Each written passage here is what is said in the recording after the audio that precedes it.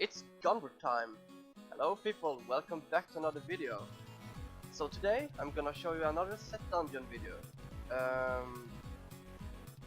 A little thing before I show you the way there. I need to tell you about certain items which can really help you with this one, because this one is kind of hard, but let's go through. It's the Veer dungeon, spoiler, but of course you need a set, but this belt, Fasula's Improbable Chain, because I will explain more in detail why you need that when we're in the dungeon. You also kind of want the Aether Walker, and you want the Swami, as well as the Obsidian Ring of the Zodiac, because all of those will help tremendously. But those are the items that I would recommend you to have, as well as Shantudu set. But it's not really that needed. The belt is probably the most important one, in my opinion. Okay, so how do you get there? You go to Raki's Crossing, and then you have to go to where you fight the Siege Breaker, like all the way back there.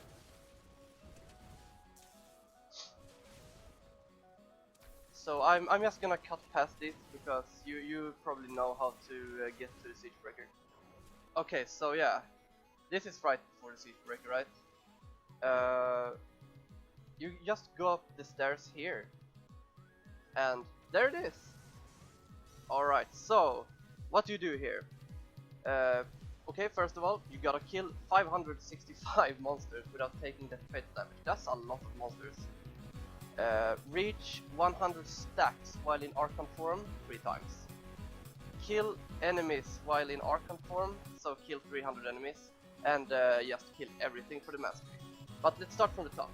Reach 100 stacks while in Arcana form. This is extremely easy if you have this belt I showed you, because that starts you off with 50 stacks once you enter the Arcana form. So you just have to get 50 stacks, which is incredibly easy. I would recommend just using the Arcane Beam because it grants you a lot of stacks.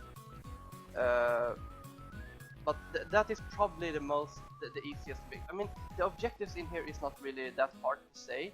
I hated this dungeon because I failed it like 5-6 times just because of the freaking mobs. That's the most important, well, not important, but the most annoying part of this dungeon is the type of mobs they throw at you, because they run away from you. There are these little fuckers that just can't stand still, and they rest them as well, those shamans. Anyway, so that's not really hard if you know what to do, that is. But and then you just have to kill enemies while in Arcane form, and that's why I recommend you to use heavy cooldown reduction on your items, as well as the Obsidian Ring, because that helps you to get the cooldown down on your Arcana, which is what you need to complete this.